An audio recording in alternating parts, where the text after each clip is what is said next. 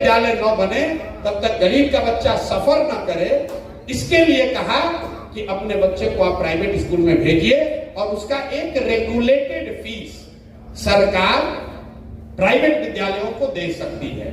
अंतिम बात इसमें समझिए कि जो सरकारी विद्यालय में बच्चा पढ़ता है वो फ्री में नहीं पढ़ता है। ये आपका भ्रम है कि वो फ्री में पढ़ रहा है। उसको सरकारी विद्यालय को चलाने में सरकार 60,000 करोड़ रुपया खर्च कर रही है। वो पैसा मुफ्त में नहीं है। सरकारी विद्यालय में शिक्षक को 50,000 रुपया मिल रहा है, प्राइवेट में 8,000 10,000 में लोग काम कर रहे हैं। तो अगर सरकार 10, 20, 25, 30% गरीब बच्चों को प्राइवेट में फीस भरने लगे तो उससे बजट का पैसा कम होगा, बढ़ेगा नहीं।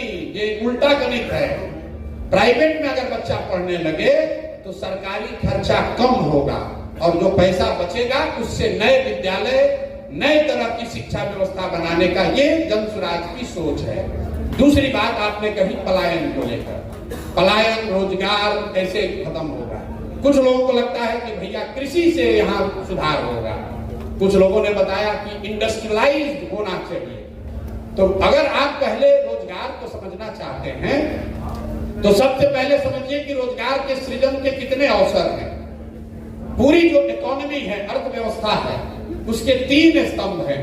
आप लोगों में कुछ लोग इकोनॉमिक्स को समझते होंगे। तो एक है एग्रीकल्चर, दूसरा है मैन्युफैक्चरिंग और तीसरा है सर्विस सेक्टर। खेती आप समझ रहे हैं, मैन्युफैक्चरिंग मतलब छोटा बड़ा सब उद्योग, और सर्विस सेक्टर मतलब जो डॉक्टर साहब कर रहे हैं, जो होटल में आप आके बैठे हैं, गाड़ी चल रही है, ये सब सर्विस सेक्टर है। तो पूरी इकोनॉमी को अगर आप समझिएगा तो कृषि और मैन्युफैक्चरिंग दोनों को मिलाकर इकोनॉमी 35% होता है। सिर्फ 35% ही अर्थव्यवस्था कृषि और इंडस्ट्री से रिलेटेड है, 65% सर्विस सेक्टर है।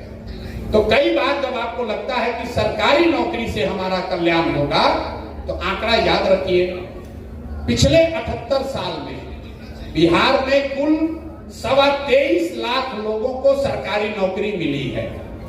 मतलब आज अगर आप चपरासी से लेकर मुख्य सचिव तक सबकी सूची बनाइएगा तो सिर्फ 23.25 लाख लोगों को ही बिहार में आज सरकारी नौकरी है। मतलब 2% से कम लोग। पूरे देश में सिर्फ 3% लोग सरकारी नौकरी करते हैं। इसका मतलब यह है कि किसी भी हालत में सरकारी नौकरी वो जरिया नहीं है जिससे कि पूरे समाज को रोजगार दिया जा सके। दूसरा, अगर इसमें आप प्राइवेट सेक्टर, फैक्ट्री, छोटी